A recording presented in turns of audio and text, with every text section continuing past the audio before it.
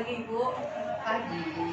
Sebelumnya terima kasih banyak Ibu sudah meluangkan waktu untuk membantu kami calon guru penggerak angkatan 9. Kebetulan kami ada tugas untuk mewawancarai kepala sekolah terkait pengambilan keputusan yang berhubungan dengan dilema etika. Seperti itu Ibu. Baik Ibu, langsung saja mungkin selama ini tentu saja Ibu kan sebagai pimpinan selalu dihadapkan pada keputusan-keputusan yang cukup sulit ya Bu ya. Nah, bagaimana Ibu mengidentifikasi kasus-kasus yang terjadi itu apakah merupakan dilema etika atau sebuah rujukan moral seperti itu? Ya, selama ini sih saya mengidentifikasi berdasarkan kasusnya juga ya. Mana yang menurut saya ini termasuk dilema etika atau rujukan moral gitu ya. Nah itu dua-duanya pernah saya alami. Jadi kalau yang dilema etika itu biasanya agak sulit, agak sulit karena dua-duanya kita anggap baik ya, baik. Tapi kita harus mencari dari yang baik itu mana yang paling terbaik. Nah kalau bujukan moral, saya rasa itu sebenarnya nggak terlalu sulit sih selama kita memang bisa bersikap tegas ya. Apalagi kita berpegang pada aturan, saya rasa itu bisa lah kita mengambil mana yang terbaik untuk kita, untuk sekolah kita. Iya, jadi menurut Ibu kayaknya lebih sulit ya Bu menyelesaikan kasus yang terkait dengan etika ya, gitu. Betul. Dua-duanya baik. Dua kebenaran yang mungkin saling bersinggungan gitu.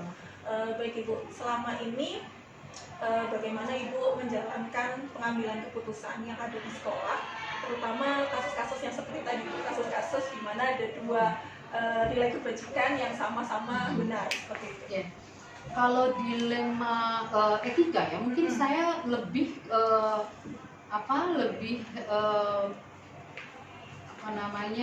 mengutamakan masukan-masukan dari tim ya, tim manajemen ya, tapi terutama kasatlang atau wakil.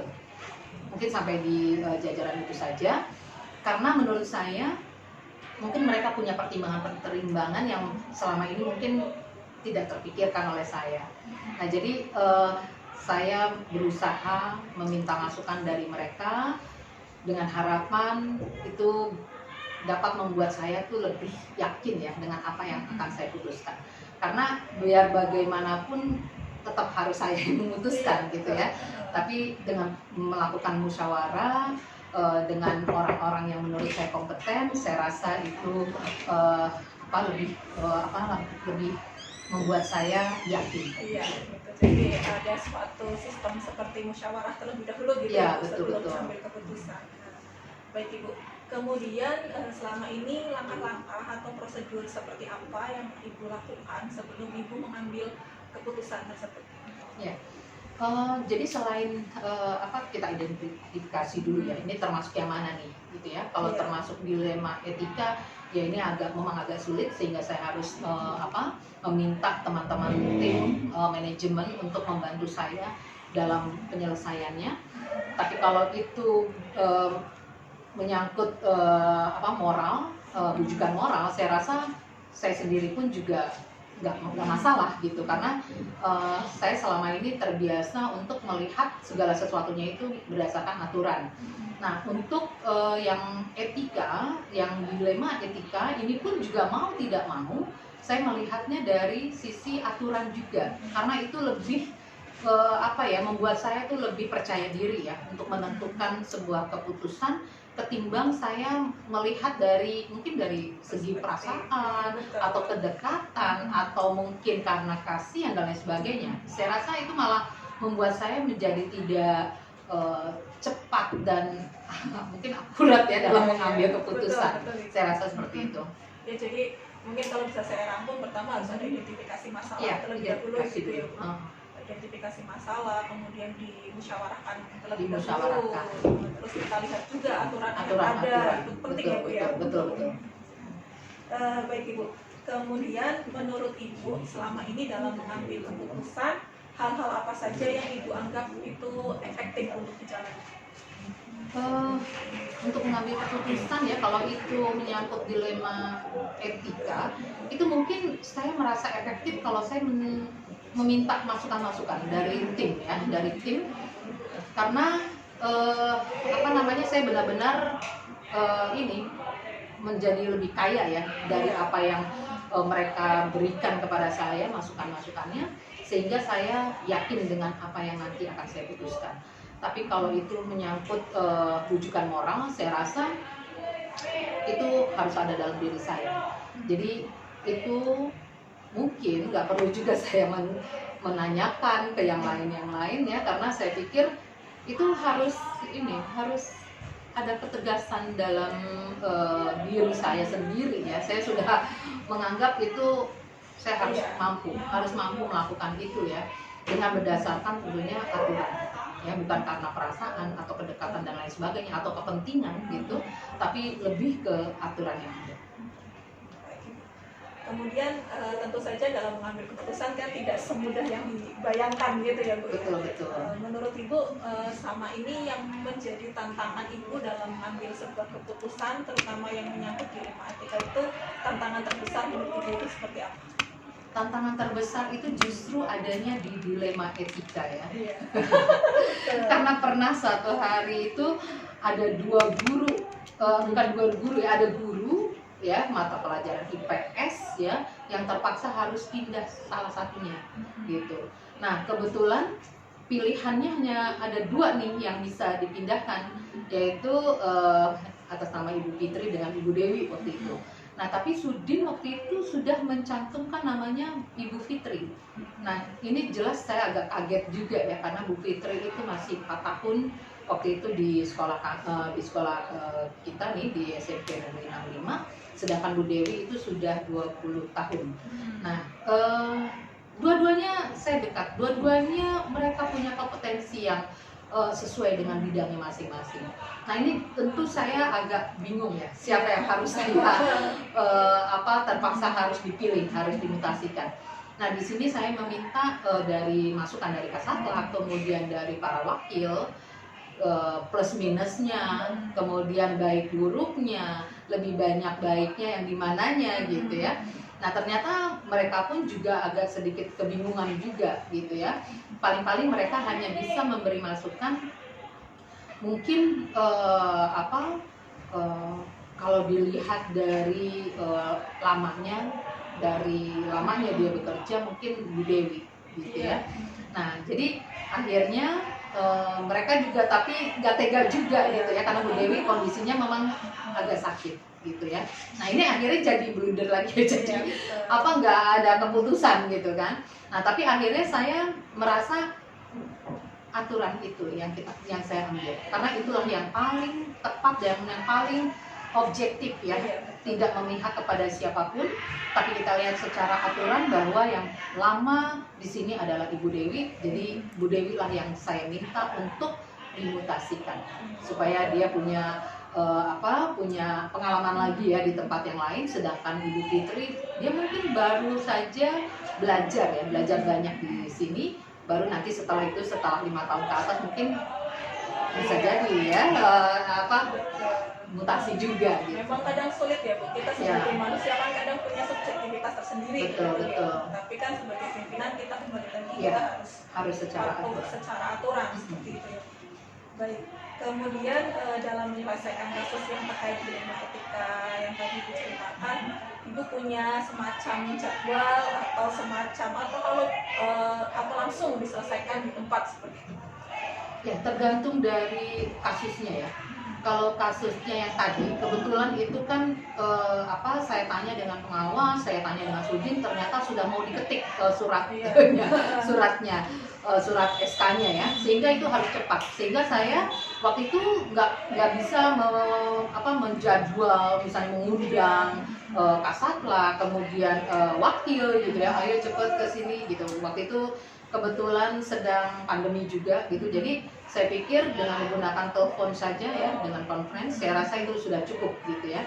Nah kemudian setelah itu ya sudah saya putuskan seperti itu. Jadi tergantung kasusnya. Tapi kalau kasusnya itu menyangkut misalnya siswa, itu kan siswa juga ada orang tuanya, kemudian juga mungkin ya bisa jadi komite tahu permasalahannya, ya orang-orang tersebut ya ikut juga saya libatkan ya, termasuk juga BK ya, walasnya, guru ya, kemudian tim seperti wakil gitu.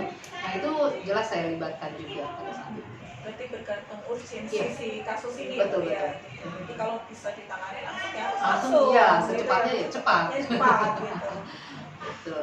Baik Ibu, dalam mengambil keputusan tadi, kira-kira Ibu menurut Ibu faktor-faktor apa yang selama ini mempermudah Ibu dalam pengambilan keputusan? Yang mempermudah saya adalah selain masukan ya dari teman-teman, juga aturan ya. Kalau menurut saya sekali lagi aturan lah yang mempermudah saya, sehingga saya tidak disalahkan karena memang itu sudah ini ya, sudah menjadi patokan kita ya. Mau tidak mau kita harus ikuti, apalagi kita sebagai PNS ya, Iya. pastinya harus disiplin ya dengan aturan. Jadi ada dua Ibu, mungkin masukan, kemudian ya emang aturannya sudah seperti itu, Betul, gitu. betul. Mau tidak mau ya harus Iya. diikuti. Gitu.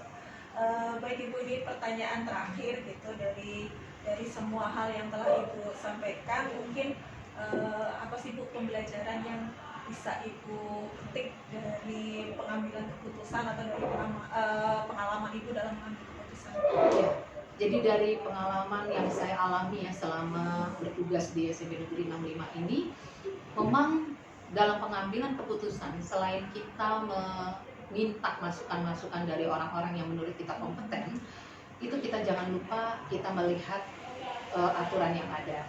Karena dengan aturan yang ada itu membuat kita lebih yakin, percaya diri untuk memutuskan sebuah keputusan. Nah, saya melihat dengan cara kita melihat aturan ini ya, kalau menurut saya itu lebih lebih enak kita ininya menjalankannya, karena tidak ada kepentingan, tidak ada nanti orang mungkin menganggap wah itu karena kedekatan gitu ya, atau mungkin karena kepentingan saya pribadi dan lain sebagainya, tidak, tapi betul-betul berdasarkan aturan yang sudah sama-sama kita ketahui. Saya rasa gitu ya. Jadi memang harus setegas itu gitu. melihat satu kasus itu memang kita kembalikan lagi kepada aturan yang ada. Baik Ibu, terima kasih banyak. Di sini juga saya banyak mengambil pelajaran dari apa yang telah Ibu sampaikan tadi. Sekali lagi terima kasih atas waktunya dan mudah-mudahan Ibu selalu sehat selalu. Amin, amin. Terima kasih ya Bu ya. Sama-sama. Wabarakatuh Ibu. Waalaikumsalam warahmatullahi wabarakatuh. Ya, Ibu sebelumnya perkenalkan dulu karena ini baru pertama kali kita bertemu ya Bu ya. Saya Ani Anjarwati, Ibu, calon guru penggerak angkatan 9 dari SMP Negeri 65 Jakarta. Iya, salam kenal. Sama-sama Ibu. Ibu sebelumnya terima kasih banyak Ibu sudah mau meluangkan waktu membantu kami para calon guru penggerak untuk istilahnya menimba ilmu lah dari Ibu sebagai sosok seorang pemimpin seperti itu Ibu. Jadi nanti ada beberapa pertanyaan yang ingin saya ajukan Ibu. Nah nanti mohon bimbingannya dari Ibu seperti itu ya Bu.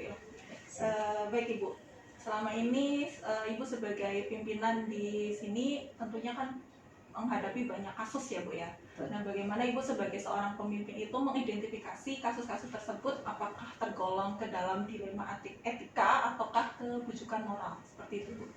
Oke, Bu Ani, biasanya untuk mengidentifikasi kasus itu saya pelajari dulu kasusnya. Saya pelajari kasusnya, saya pelajari pihak-pihak yang terlibat, siapa saja, saya cari latar belakangnya, kemudian saya cari data-data dan fakta-faktanya. Di situ baru kita bisa mengidentifikasi termasuk bujukan moral atau dilema etika. Iya, berarti diidentifikasi betul-betul ya Bu, siapa yang terlibat, kasusnya seperti apa gitu ya Bu ya. Baik Ibu, nah selama ini bagaimana Ibu menjalankan pengambilan keputusan terutama pada kasus-kasus yang mungkin dua-duanya ini sama-sama benar, seperti itu Ibu? Ketika keputusan itu sama-sama sama-sama benar, benar, tapi ini saling benar, bertentangan benar, gitu ya. ya Ibu. Itu kan menurut saya juga kasus yang lumayan sulit untuk dipecahkan gitu ya Bu. Perang batin ya. Iya betul sekali. Itu menurut Ibu bagaimana kalau kasus-kasus seperti itu? Untuk pemecahan biasanya saya tidak sendiri. Saya akan tergantung kasusnya juga ya. Saya tentunya akan melibatkan pihak-pihak gitu yang terlibat dulu. Saya tadi latar belakangnya seperti ini gitu, tadi bertemu atau memanggil atau kemana gitu sampai menemukan itu. Setelah itu baru saya akan memanggil dengan tim kecil. Kebetulan ada wakil kesiswaan, wakil kurikulum itu selalu terlibat di situ.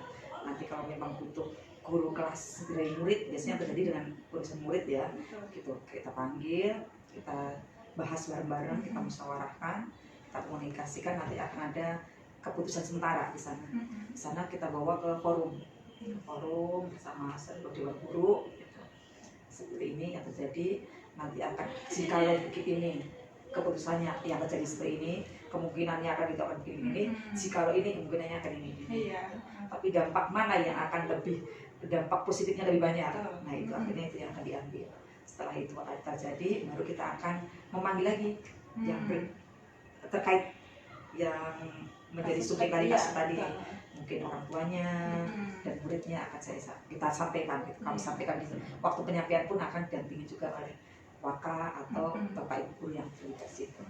Luar biasa sekali Ibu, berarti dimulai dari tim kecil terlebih dahulu. Betul, ya kalau Ibu menyelesaikan masalah, baru nanti dibawa ke forum, kemudian dipertimbangkan juga efeknya dari kasus, mungkin dari keputusan yang akan diambil itu seperti apa, gitu ya Bu ya.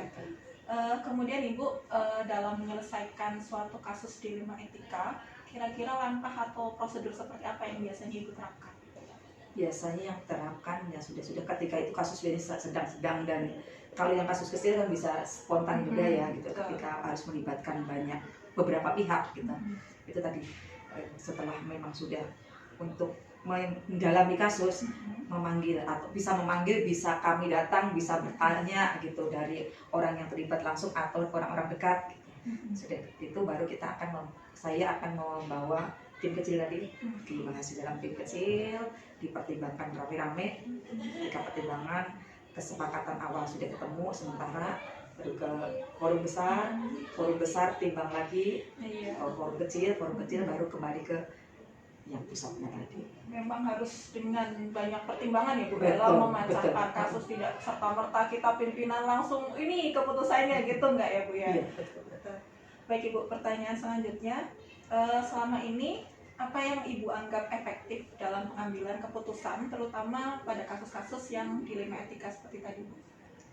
Menurut saya yang efektif itu komunikasi, karena di pemecahan tadi kan butuh komunikasi ya, ketika kasusnya butuh komunikasi dengan beberapa pihak, itu komunikasi yang disampaikan. Bagaimana supaya ini juga tidak menyebar kan gitu, karena harus benar-benar bisa, ini rahasia misalnya, sifat rahasia, berarti harus benar-benar dengan mungkin bahasanya kayak menyamar gitu kan, menyamar dengan kasusnya ini, tapi kita belak-belak dulu, sudah baru ketemu, baru kita ngobrol dulu. Tim kecil pun ketika memang kasusnya harus rahasia, tetap disampaikannya nggak vulgar, tapi ketika memang harus secara transparan, kita sampaikan transparan. Udah ke tim besar, itu komunikasi, musyawarah, pertimbangan gitu. Komunikasi benar dampaknya, ibaratnya kan kriteria kalau ini kalau ini begini, mana yang dampaknya lebih kecil, manfaatnya lebih banyak kan gitu, manfaat panjang maupun pendek ya. Iya betul Ibu, komunikasi Bu, intinya yang efektif ya. Ujungnya muaranya pasti ke situ ya kan. Baik Ibu, nah selama ini ketika Ibu mengambil sebuah keputusan, kira-kira tantangan terbesar Ibu itu seperti apa Ibu? Tantangan terbesar yang jelas itu butuh waktu ya. Kalau misalnya kasusnya lumayan ini kan menyangkut panjang gitu ya, kayak misalnya PPDB, ujian, segala macam itu kan lumayan panjang ya. Itu memang butuh waktu. Terus butuh penataan hati yang berpikir jernih. Gimana ke depan gitu. Misalnya kalau saya begini, nanti masa depan ini bagaimana. Makanya membaca latar belakang itu penting. Kenapa ini bisa begini kan gitu. Kenapa ini bisa begini, kita memang harus pandai-pandai memposisikan seandainya saya dari dia, bagaimana ya gitu. Kayaknya memang luar biasa sekali ya. Benar. Bermain dengan hati ya. Main dengan hati, kemudian kadang juga kita waktunya juga benar. Sementara ditutup tugas-tugas yang lain ya. Untuk mengambil hati itu kan nggak bisa, ayo cepat nggak bisa. Benar-benar harus situasi hatinya jangan bagaimana ya kan gitu. Betul, Ibu. Membaca, benar. Melibatkan emosi juga Betul, kadang betul. ya, Bu ya. Aduh, Betul banget. luar biasa sekali. Kemudian Ibu ketika dihadapkan pada sebuah kasus dilema etika, Ibu ada nggak jadwal khusus atau mungkin apa ya, alokasi waktu tertentu untuk menyelesaikan kasus-kasus tersebut seperti itu? Selama ini nggak punya jadwal khusus, Mbak. Ada saatnya memang yang kasus kecil memang harus spontan saat itu bisa. Kadang ketika kasusnya besar tapi rada urgent, rada sensitif, itu memang perlu membaca suasana juga. Baca suasana pas waktunya kalau buru-buru nggak bisa nih gitu, karena harus membawa hati tadi kan gitu. Jadi ya untuk jadwal nggak ada, tapi disesuaikan dengan kasus yang terjadi, masalah yang terjadi. Berarti berdasarkan urgensi kasusnya ya, Bu Betul. ya. Kalau kasusnya memang bisa diselesaikan saat itu ya kenapa enggak? Iya, Gitu ya, Bu ya. gitu, Gitu ya. benar. Betul. Kemudian Ibu ada nggak, Bu, seseorang atau mungkin faktor-faktor lain yang selama ini mempermudah Ibu dalam mengambil sebuah keputusan? Hal-hal yang memudahkan saya mengambil keputusan selama ini banyak orang, karena banyak pihak yang mungkin semuanya pernah terlibat gitu dengan kasus yang berbeda-beda kan gitu. Jadi guru sangat membantu, awak sangat membantu, teknik membantu, murid, orang tua, bahkan masyarakat. Terus kadang-kadang dari teman-teman juga kan juga gitu. Jadi berarti begini, ambil kebijakan itu yang enak di hati itu begini, di pembina. Jadi banyak yang bisa membantu. Dengan kalau saya sebutkan dengan banyak orang tentunya kan banyak pertimbangan yang nantinya mungkin bisa mempermudah ya, Bu ya, dalam mengambil keputusan. Iya betul, Itu. ketika kasusnya ini berarti saya harus minta tolongnya sama ini, kita udah hafal kan gitu, karena kita punya tim kan. Jadi ketika urusan ini berarti teman yang saya butuhkan saat ini yang paling kecil bu ini. Iya. Besok lagi masalah ini butuhnya Pak ini lagi, si A, si C, si ini. Besok lagi ini, jadi banyak gitu. Ada ahlinya. Barengan sesuai dengan kasusnya tadi. Iya, ada ahlinya masing-masing. Betul, gitu. ada ahlinya masing-masing, betul. Oke. Ibu mungkin ini pertanyaan terakhir dari yang sudah Ibu sampaikan, kemudian pengalaman Ibu dalam tentunya Ibu sudah banyak sekali mengambil keputusan. Kira-kira pembelajaran apa yang bisa Ibu petik dan mungkin nantinya juga pembelajaran Ibu itu bisa saya serap jadi ilmu baru buat saya seperti itu, Ibu? Pelajarannya yang saya rasakan memang Putri tadi merawat komunikasi yang baik, komunikasi dengan bijak yang efektif, dengan indah ya, makanya seperti komunikasi indah, prestasi merekah dulu apanya gitu. Pokoknya kita punya komunikasi indah, prestasi merekah, karena komunikasi indah itu kan kesininya komunikasi jitu prestasi melaju kan gitu. Komunikasi elit prestasi melejit gitu. Jadi intinya memang komunikasi. Ketika komunikasi dia baik ini terbangun, kayaknya apapun bisa terselesaikan dengan mudah-mudahan ya nyaman semuanya gitu. Baik Ibu, luar biasa sekali dari wawancara Ibu.